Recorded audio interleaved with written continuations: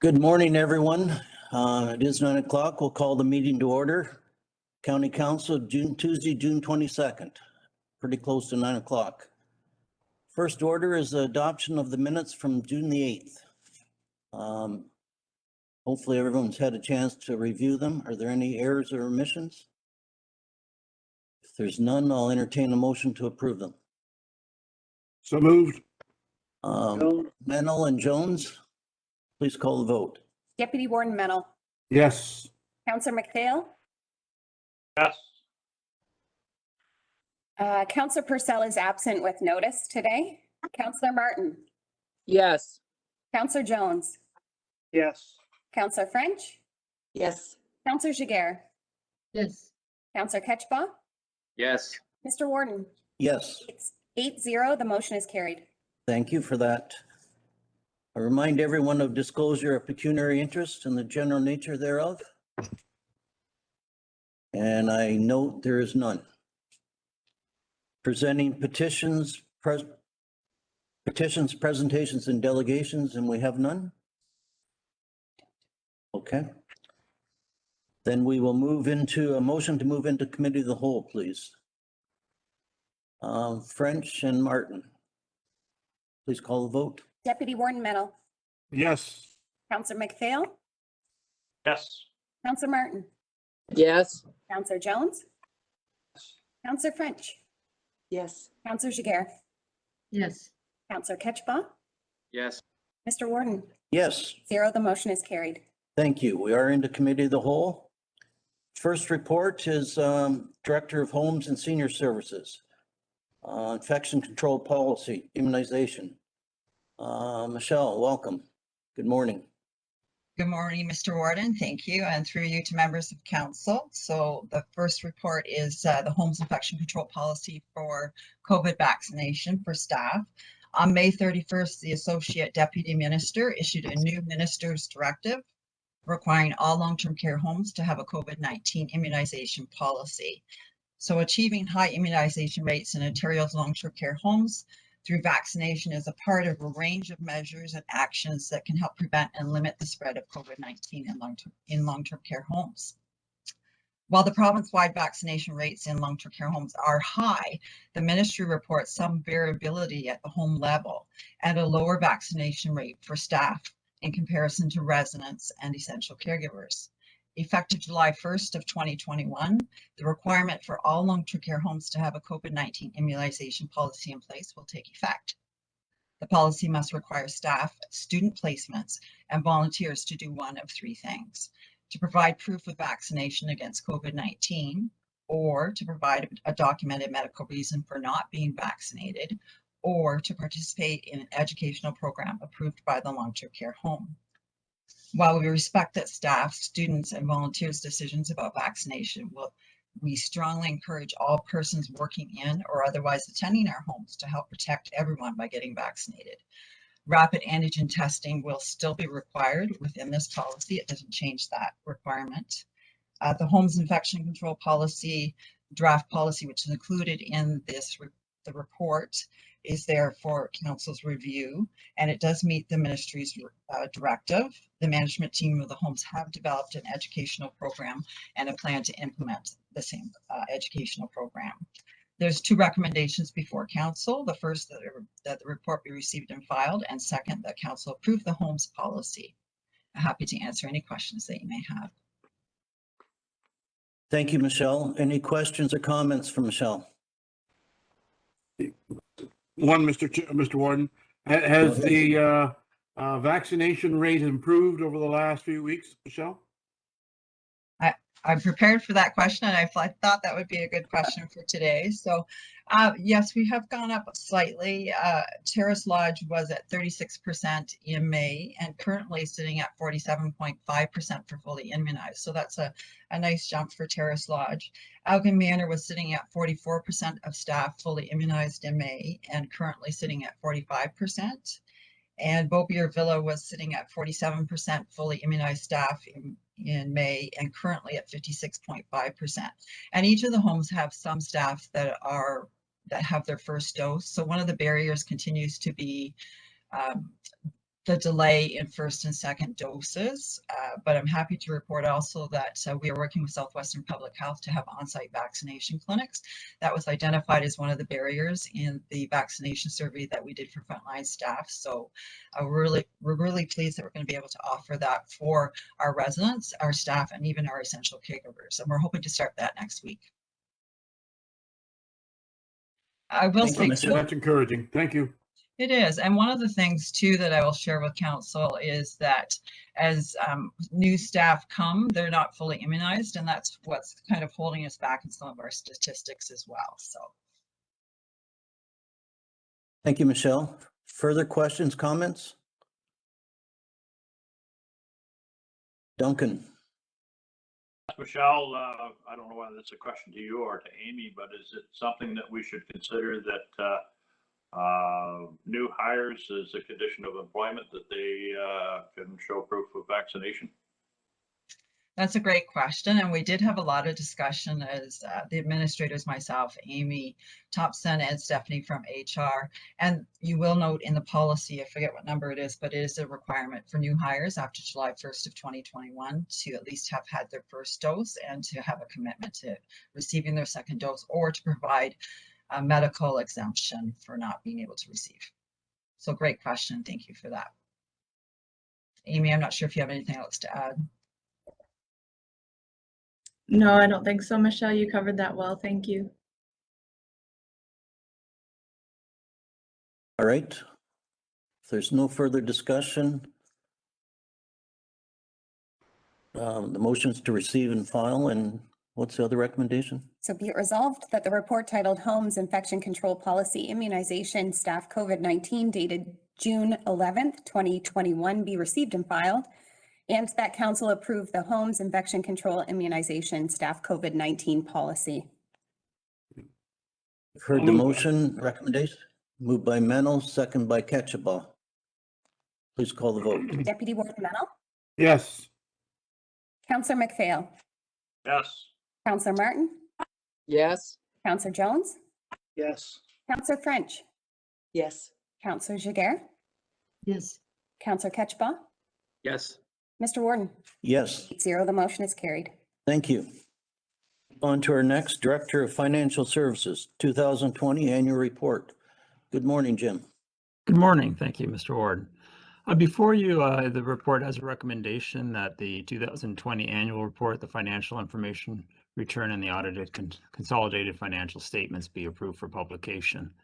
As it relates to the annual report, we have done some financial modeling improvements to speed up our process of preparing the FIR and the annual report. Normally, this is presented in the third quarter, and we've been able to pull that ahead into the second quarter this year. One of the purposes of the annual report is to make all the details of the audit statements and the FIR easier to understand by using graphical representations that a non-financial person can understand and get a concept of the details behind the finances of the county. One of the other enhancements we did this year was we created an interactive web version. In the past, we used to produce a PDF. And by creating a web version, it allows you to open up certain sections of the report to see more detail if you want to, but if not, you can look at a condensed version. That interactiveness makes the report much more approachable than it has been in the past. With that, I'd like to introduce Rob Foster. He's a partner at Graham Scott Inns, and his team has prepared the audited financial statements, and he can give you a debrief on that. Good morning, everyone. Thanks for inviting me today. I have, hopefully everybody can see me okay. I have noted after I've done a few of these that I have to close the blind behind me or I blind everybody with the number in there. So hopefully we're all good. So we do have the draft financial statements that have been prepared for December 31st, 2020. Hopefully everyone has a copy in front of them. So I thought I would just go through some of the highlights for the 2020 year. So the first page that's important from both the statement standpoint and our standpoint is the auditor's report. So that's our stamp on these financial statements prepared by management. You're looking for what we would consider a clean audit opinion, and that's what you'll find. So the first paragraph there, in our opinion, the county's consolidated financial statements present fairly in all material respects the financial position of the county as at December 31st, 2020, and the results of its operations and cash flows for the year then ended in accordance with Canadian accounting standards for public sector entities. So that is a clean audit opinion. And those would be dated today, presuming that they are approved by council. If we go to our balance sheet or statement of financial position, which is our page 4, and then just keeping in mind these are consolidated. The one entity that's consolidated in is your proportionate share of the health unit. So just keeping that in mind as we go through. So we do have the numbers for 2020, December 31st, as well as for 2019. And I'll just go through some of the highlights, differences year over year. So cash and investments, we did have a switch of some of our cash into investments, but in total, if we look at those two categories, 36.5 million versus 34.5, so fairly comparable year over year. Accounts receivable, so we did have about $1 million increase here. Part of that relates to HST. There's a number of capital projects going on in the county towards the end of the year. So our HST recoverable portion's up about 400, as well as there was some, and I'll comment on this in the financial operations as well, but there was money notified by the City of St. Thomas from Ontario Works of a return of funds close to 500,000. So that's also been included in accounts receivable as at December 31st. Loans receivable, so 120,000. So those are the library loans out to for Belmont and Shedden. So they're being repaid at 10,000 a year each, so 20,000 in a year reduction there.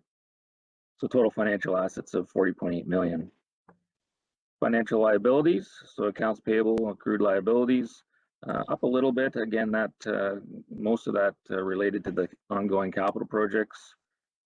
Just some of those, obviously, when you get tenders like that and pieces as they come in for projects, need approval. So it's just a delay in payment. No concerns there. Post-employment retirement benefits, so we'll look at those when we get to note 4, but they are up a little bit over the previous year. And on the long-term debt, so in previous years, the only long-term debt was that of the health unit. There was nothing in the county, but in the current year, there was a $6 million debenture taken on for the Wonderland Road reconstruction. So now it's 7.9 million. So total financial liabilities, 18.259. Net financial assets then of 22 million. Non-financial assets, so that's the tangible capital assets. As you know, that's been now, I guess, 12 years that we've been recording these on the financial statements. There was a fairly active year for tangible capital assets, $28.4 million in additions. And then we had amortization of those assets at 11.2 million. So that's taking us from 192 up to 209. Prepaid expenses basically relate to insurance and any other memberships that go over the year. So total non-financial assets just under 210 million or 210 million. And then that brings us down to the accumulated surplus of 232. So again, keeping in mind that the bulk of that is the tangible capital asset investment of 209. We also have about 14.7 million in reserves, and then the remaining amount is unexpended capital at year end. The next page is our statement of operations. Again, and we're keeping in mind that this does include the health unit's consolidated portion, and also includes the amortization and expenses of 11.2 million. Mostly focused on budget to actual. So we were nicely above budget on taxes, mostly SUPS in Southwold and Central, giving us a bit of a bump there. As transfer payments go, so we will start to see, which will be a theme throughout this, is the impact of COVID-19 on various categories. Main one being provincial. So we had both health unit and county additional funding coming from COVID-related costs from the province. Under user charges, again, the bulk of those are your age for the home payments. Other contributions, that's where we're seeing a big impact being museum, provincial offenses, those type of fees being reduced from what we expected from a budget standpoint. So total revenues of 85 million, which is just slightly over budget. Again, the bulk of that being transfer payments from the province. On the expense side, under general government, we were slightly under budget, multiple small items, nothing significant there. Emergency measures, so that's where the province has asked us to put some of the extraordinary costs related to COVID, just to categorize them out there. That's why you're seeing it being dramatically different than 2019. Provincial offenses, obviously, with the, I guess, the lockdowns, a lot less traffic related tickets and functions of the provincial offenses. So both our revenues and the related transfers out to the other municipalities for their share of those revenues being down. Public health services, so that again being the health unit being over budget, getting both the revenues and the related expenses being grossed up. I think overall the health unit was slightly under budget for the total operations, but grossed up because of those new costs for COVID. And again, similar with ambulance services over the previous year, but comparable to budget. Social and family services. So this is where we were seeing the return of city funded. As you are aware, the city does look after both social family and social housing. So they returned to 232,000 for social and family services, and down under social housing, they returned 285,000. That's why we're seeing those being under budget. Similarly, libraries being closed for a large portion of 2020. We're seeing some reallocation of those expenses for the year, and similarly with economic development. So overall, though, there did result in the annual surplus being nicely above what you had budgeted for. So even though we did have a lot of struggles throughout 2020, at the end of the day, the municipality was, or the county was able to look after and compensate for those costs and cut the expenditures where we could. So resulting in a surplus at the end of the year. Our next page 6, so that's just the change in the net financial assets, basically taking us from a cash to accrual. So we take that surplus, we subtract off what was invested in tangible capital assets, and add back our amortization. Our page 7, similarly, statement of cash flows. So again, starting out with our surplus, adding back our amortization. So that gave us $24 million in cash flow. We put 7 million of that into investments, 28 million into new capital assets, and we did borrow 6 million to help offset those capital asset expenditures, showing with us an overall reduction in cash of 5 million. Okay, we're now into the notes. We can speed things up a little bit. So there were no new changes or no new accounting policies in the year. So we can flip through a number of pages here. We get all the way to our page 13, which then has our notes 2, 3, 4. So note 2 just showing where those cash between GICs and money market funds have been invested. And note 4 being the post-employment benefits. One of the items that does hold us up in presenting the financial statements each year is getting the estimate from workers' comp for what your expected liability is. I think we waited about a month after we had finalized everything else to get that number. So that is a bit of a hold up from getting things done much quicker than what we are this year.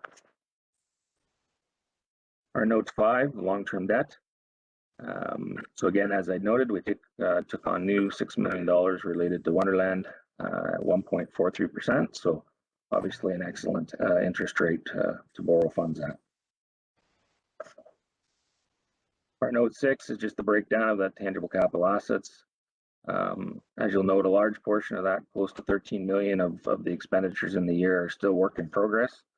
So those assets haven't been considered finished yet and are not being depreciated at this point in time. Next page is the same for the previous year for tangible capital assets.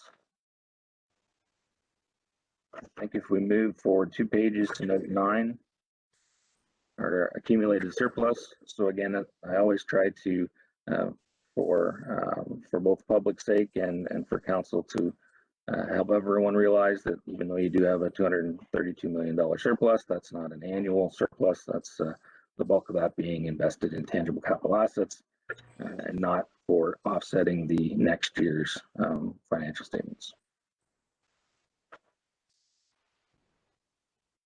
I think those are really the main highlights that I wanted to hit in the financial statements for this year. I'd be happy to take any questions if there are any. Report. Thank you, Rob. Appreciate the report. I'd ask council if there's any comments or questions they have. Councillor Ketchba. Thank you, Mr. Warden. I direct the question either to Rob or to Jim. Returning back to the balance sheet and the difference between the prepaid expenses in 2020 and 2019, can you give a little more detail of why there's such a variance there? It's a $300,000 difference. If I understand, prepaid expenses included such things as insurance, and I know our insurance is a lot more than $100,000, but is it a timing issue or what is it? What accounts for the difference? Do you want to take that, Jim, or do you want me? I'm just scrolling to that page right now. Off the top of my head, actually, can't think of the answer to that. Rob, do you have that handy? Well, we talk a little bit more. I'll be able to get it handy. Because I believe our insurance in the past year was due earlier, and it was in November, and now it's December the 15th. So it's only 2 weeks of accrual that we're doing. I believe that's the difference between the two. Okay, I'll keep looking. The other thing I will just briefly speak to for a minute while I'm looking this up is that you will also included for the year for council is the audit findings letter.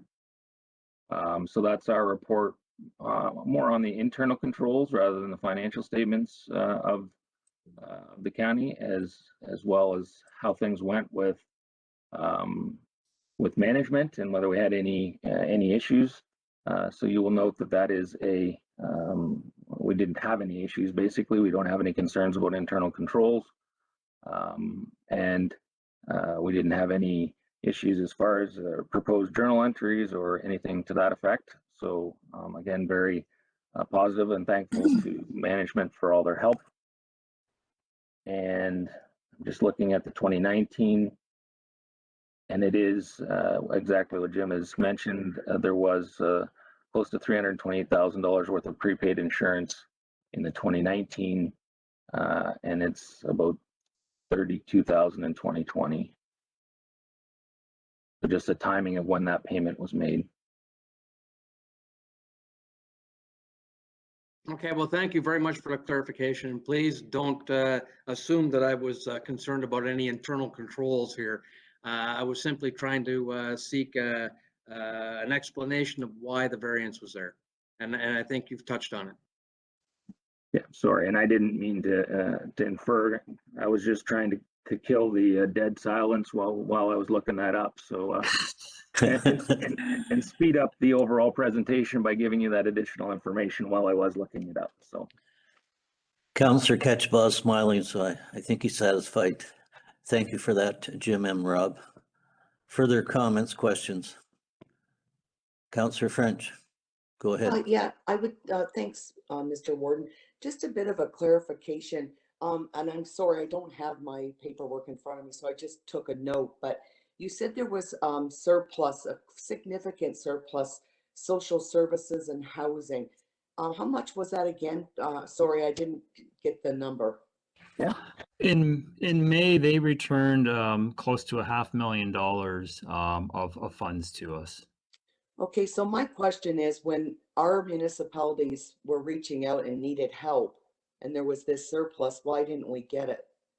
There were two municipalities that were reaching out for assistance because our residents were in dire need of those types of services. And there's a $500,000 surplus, and what happens is volunteers are paying to help these people. So I'd like to know why we weren't able to use some of that surplus to assist our own residents in Elgin County. The reason we got the surplus in May was that the city was not aware of that surplus, but as they went through their audit process this year, it was the audit that identified the monies to be returned to the county.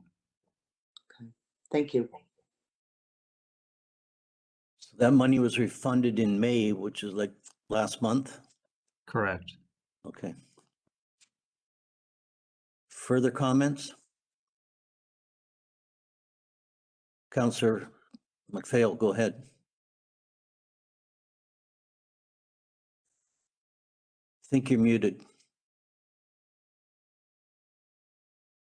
Gordon, through you to Rob, from an independent auditor's perspective, would you say that the county is in a very good financial, their balance sheet is in a very good financial position moving forward into 2022?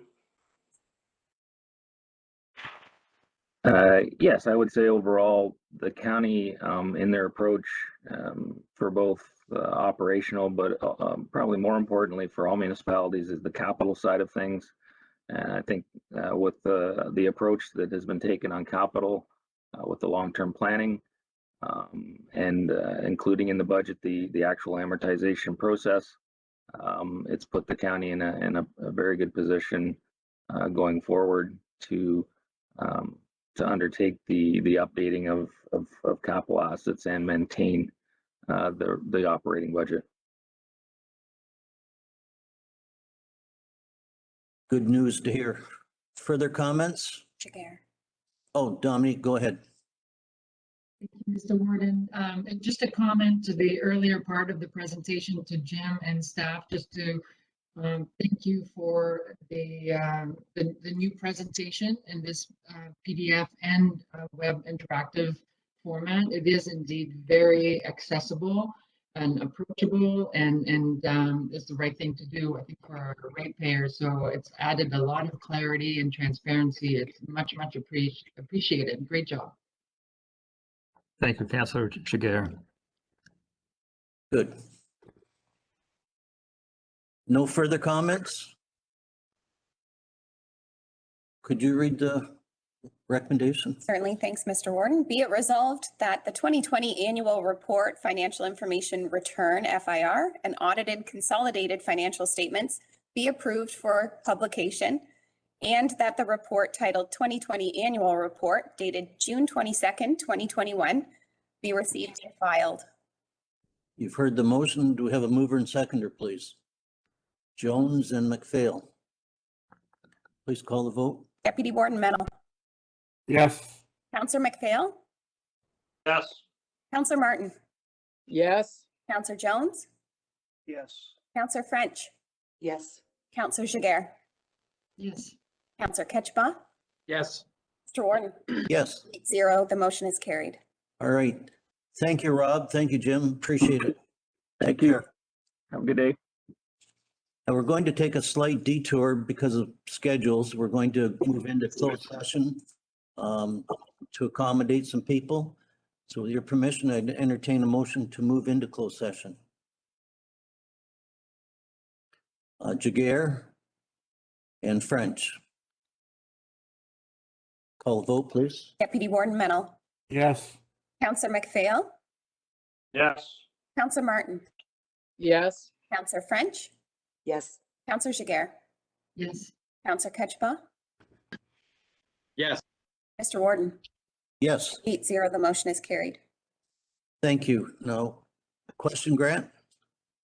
Great, just being friendly. Julie missed me. Oh, Counselor Jones. Yes. I guess we should probably recount that. My apologies, Counselor Jones. Deputy Warden Mennel. Yes. Counselor McPhail. Yes. Counselor Martin. Yes. Counselor Jones. Yes. Counselor French. Yes. Counselor Jaguar. Yes. Counselor Ketchba.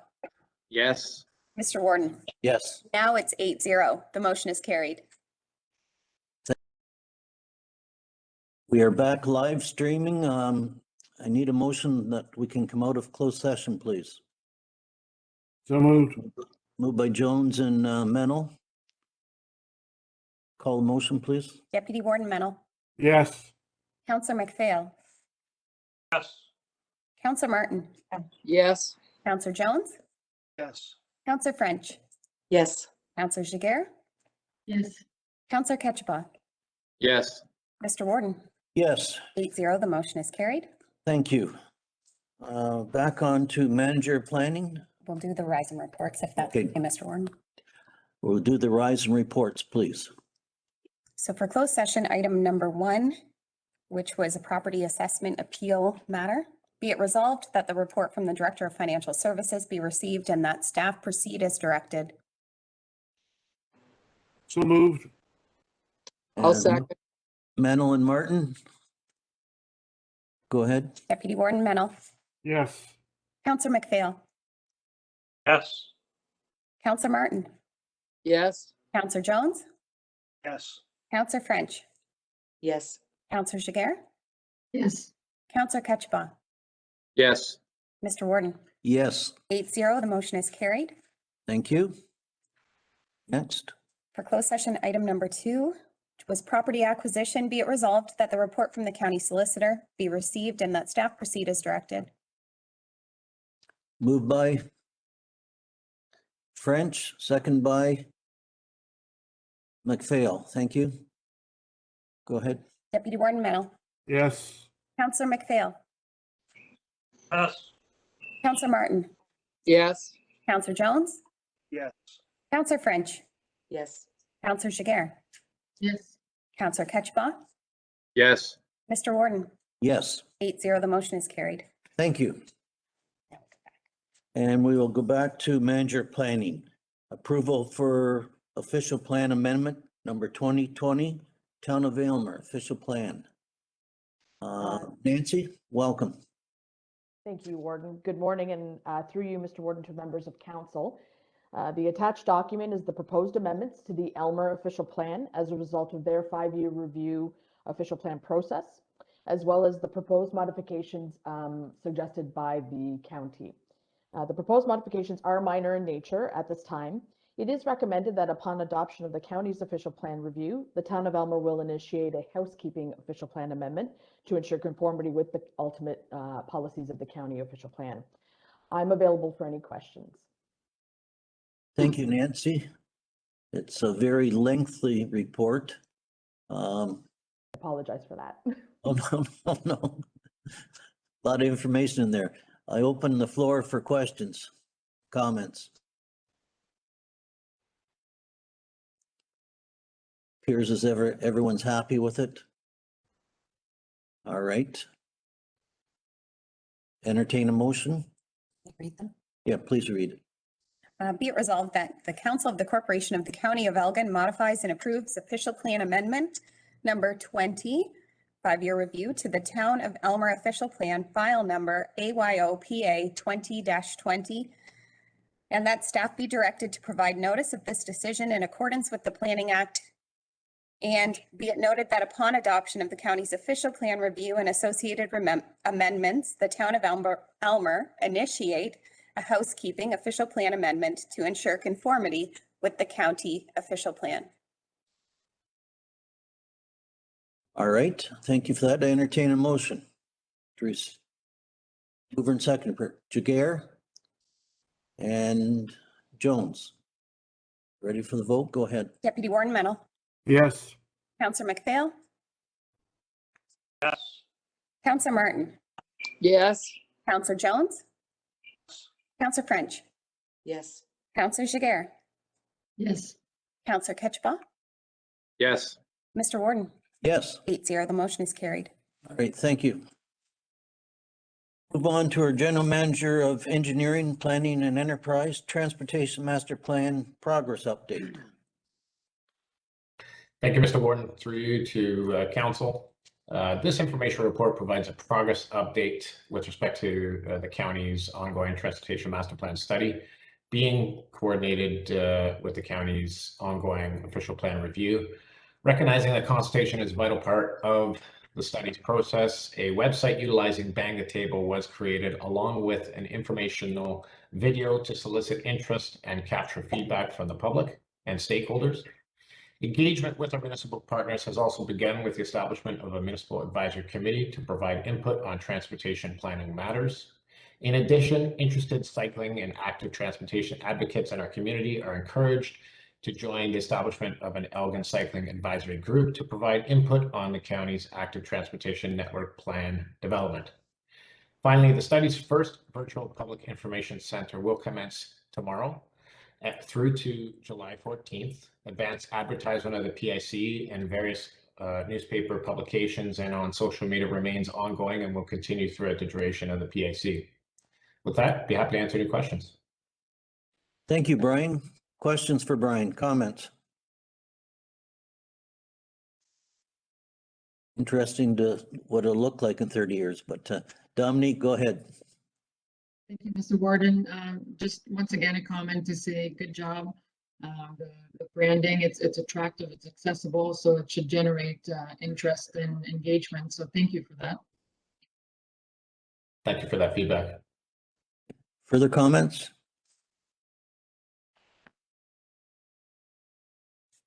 Not seeing any. Would you like to read the motion? Sure. Thanks, Mr. Warden. Be it resolved that the report titled Transportation Master Plan Update from the General Manager of Engineering, Planning and Enterprise dated June 14th, 2021 be received and filed. Okay. Mover and seconder for the report, please. Jaguar and French. Please call the vote. Deputy Warden Mennel, Yes. Councillor McPhail,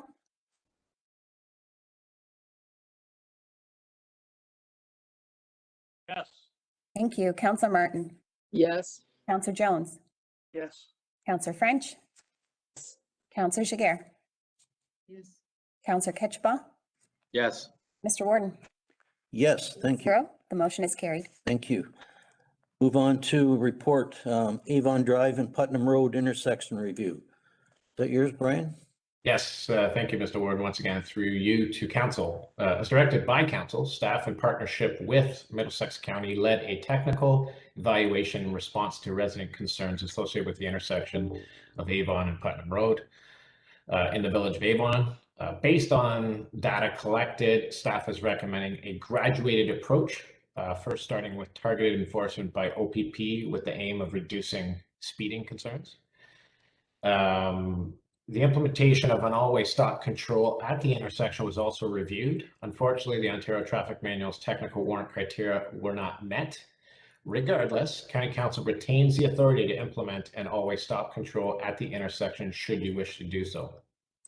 Next, upon review of and in response to potential intersection site distance restrictions, Middlesex County's engineer has committed to implementing parking restrictions along Putnam Road north of the intersection within their jurisdiction, while Elgin County will require the property owner at the southwest corner to enter into an encroachment agreement to mitigate sight line distance restrictions caused by the building's front porch looking south.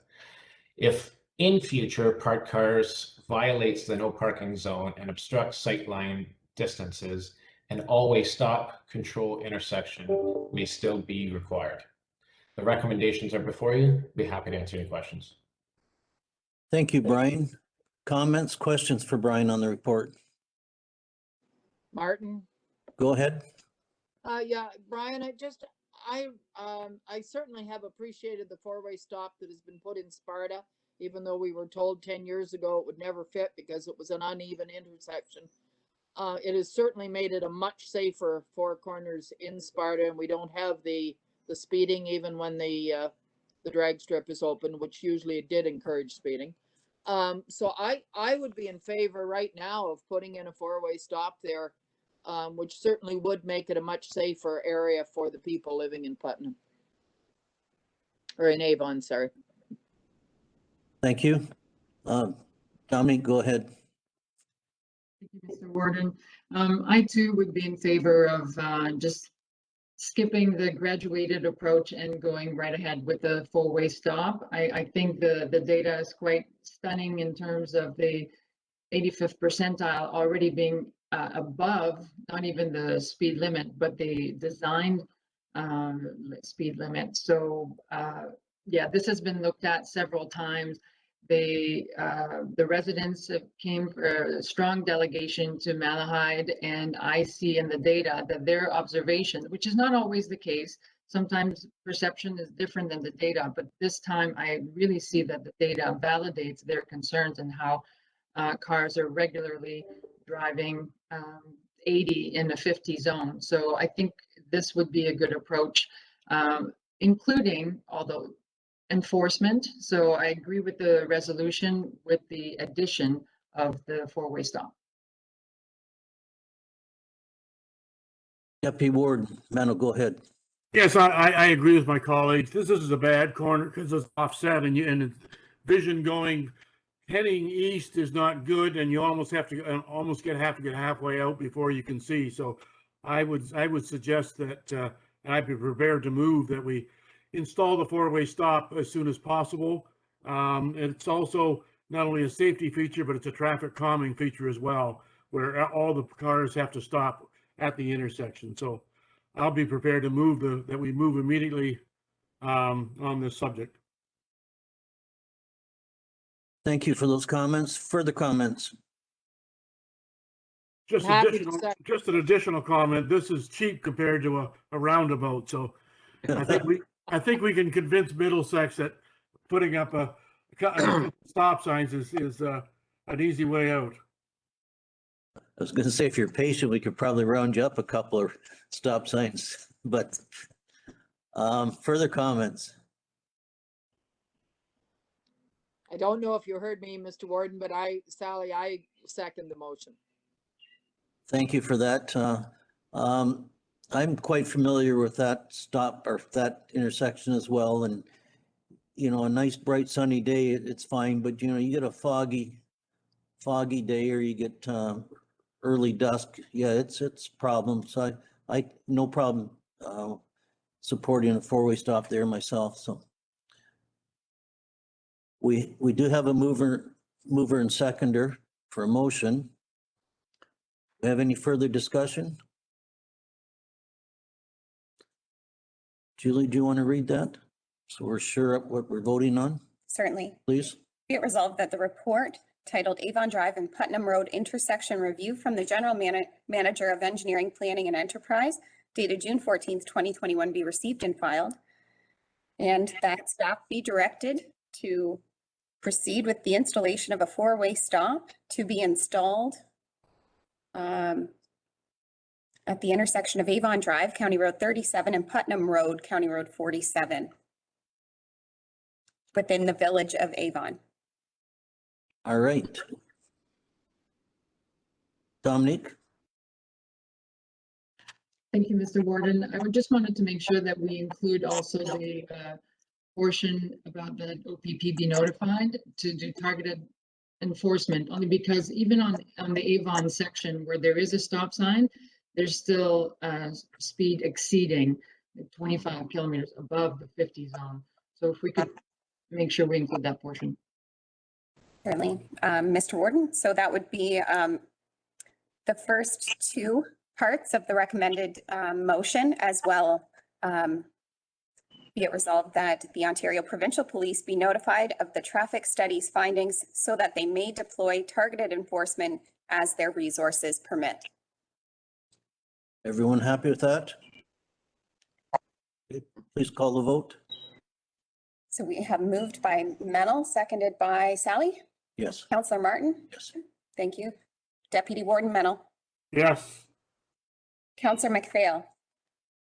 Yes. Councillor Martin? Yes. Councillor Jones? Yes. Councillor French? Yes. Councillor Jiguer? Yes. Councillor Ketchba? Yes. Mr. Warden? Yes. 8-0, the motion is carried. All right, thank you for that.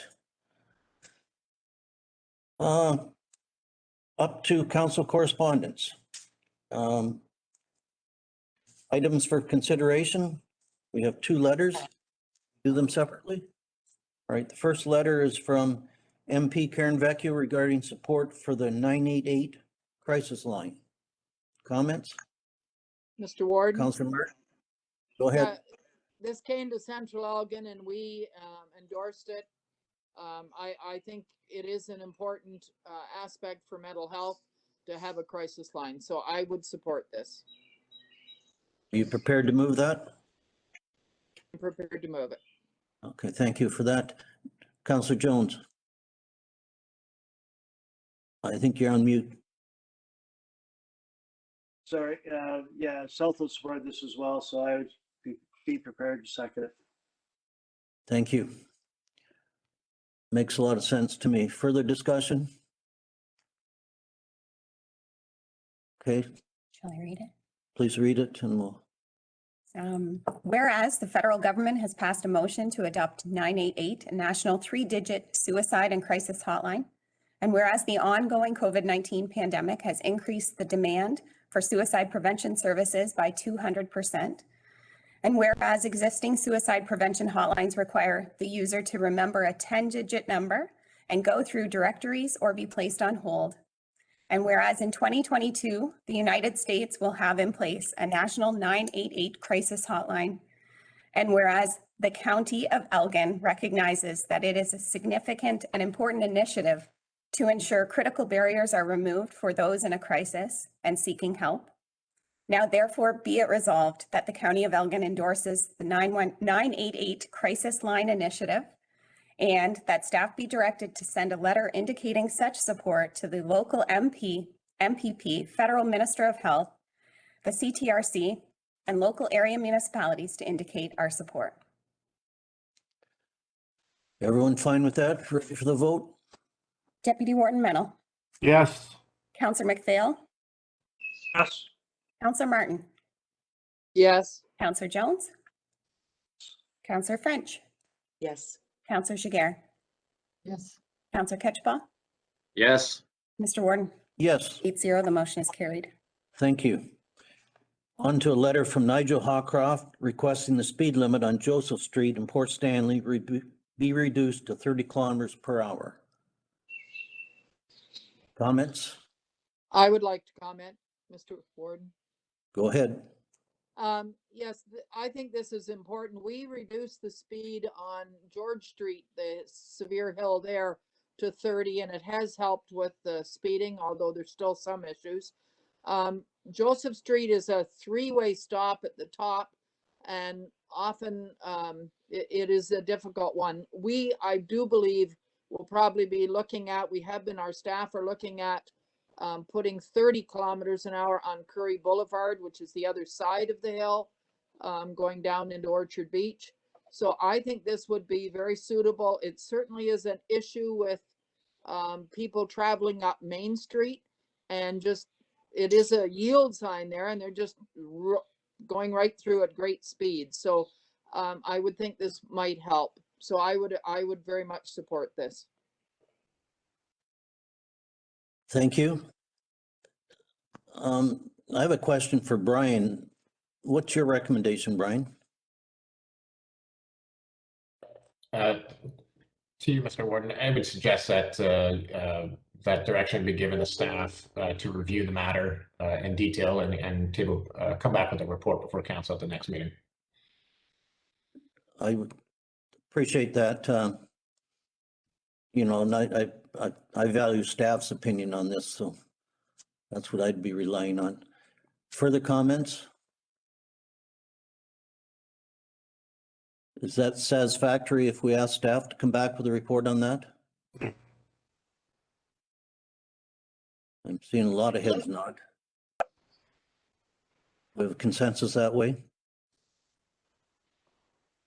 All right, I think we do. Thank you, Brian. We'll look forward to that report coming. Go on to, do we need a motion on that? Yes, so be it resolved that staff be directed to explore reducing the speed limit on Joseph Street in Port Stanley to 30 kilometers per hour. Do I have a mover for that, please? Ketchba. Ketchba, seconder. McPhail. Please call the vote. Deputy Warden Mennel. Yes. Councillor McPhail. Yes. Councillor Martin. Yes. Councillor Jones. Yes. Councillor French. Yes. Councillor Jiguer.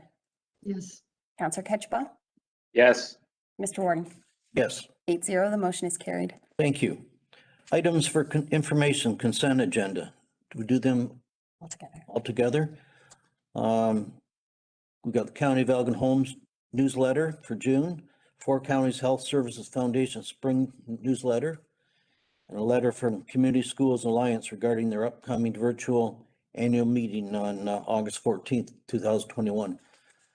Any comments on them, or are we prepared to a motion to receive and file? Yes, items 1 through 3. Looking for a mover and seconder, please. Jiguer and French. Call the motion. Deputy Warden Mennel. Yes. Councillor McPhail. Yes. Councillor Martin. Yes. Councillor Jones. Yes. Councillor French. Yes. Councillor Jiguer. Yes. Councillor Ketchba. Yes. Mr. Warden. Yes, 8-0, the motion is carried. thank you.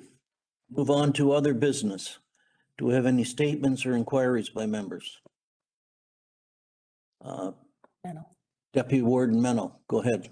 Just a reminder, Councillor Purcell is not in today, so I'll be chairing the Terrace Lodge Redevelopment Committee. So that's at 2 o'clock. And Caroline, can you send us out an invitation for that meeting? We'll make sure that's taken care of. Is it Okay, 2 or 1? I think it's at 1 o'clock, Deputy Warden. Is Yeah, it 1? I've Yes. got 2, on the agenda, it says 2. It is at 1 o'clock. yeah, let's check that. Because my agenda, I thought I had down at 1 o'clock, and then I looked at the agenda, it said 2. Hmm. The invite that went out is for 1 o'clock. Okay, 1 o'clock it is. Okay. Thank you for that reminder. Other statements? Not seeing any. Any notice of motion? Not seeing any. Any matters of urgency? I hope not. All right. We dealt with closed meeting. I don't think anyone's looking for a recess at this point. Motion to rise and report. So we did that. So Okay. Motion to adopt recommendations from the committee of the whole. Consideration of bylaws? we need a mover and seconder to adopt. Okay, looking for a mover and a seconder, please. Jones and Martin, thank you. Deputy Warden Mennel. Yes. Councillor McPhail. Yes. Councillor Martin. Yes. Councillor Jones. Yes. Councillor French. Yes. Councillor Jiguer. Yes. Councillor Ketchba. Yes. Mr. Warden. Yes, 8-0, the motion is carried. Consideration bylaws. Go ahead. Be it a first, second, and third read of bylaw 21-28, being a bylaw to amend bylaw 20-63 as a bylaw to prohibit and or otherwise regulate off-road vehicles, ORVs, on county roads. You've heard the motion. Mover and seconder, please. Mennel and Jones. Deputy Warden Mennel, Yes. Councillor McPhail, Yes. Councillor Martin, Yes. Councillor Jones, Yes. Councillor French, Yes. Councillor Jiguer, Yes. Councillor Ketchba, Yes. Mr. Warden. Yes. 8-0, the motion is carried. Next. Be it a first, second, and third read of bylaw 21-29, being a bylaw to confirm proceedings of the Municipal Council of the Corporation of the County of Elgin at the June 22nd, 2021 meeting. Mover and seconder, please. French and Martin. Go ahead. Deputy Warden Mennel, Yes. Councillor McPhail, Yes. Councillor Martin, Yes. Councillor Jones, Yes. Councillor French, Yes. Councillor Jiguer, Yes. Councillor Ketchba, Yes. Mr. Warden. Yes. 8-0, the motion is carried. Thank you. Unless I've forgotten anything, I'm at the end of my page. So I want to thank everyone for your attendance and attention today. So looking for a motion to adjourn. Jones and Ketchabah, please call the vote. Deputy Warden Mennel, Yes. Councillor McPhail, Yes. Councillor Martin, Councillor Jones, Councillor French, Yes. Councillor Jiguer, Yes. Councillor Ketchba, Yes. Mr. Warden. Yes. 8-0, the motion is carried. All right, we are adjourned. Thank you, everyone. Hard to believe that we're in the latter part of June already, but stay safe, everyone. Thank you.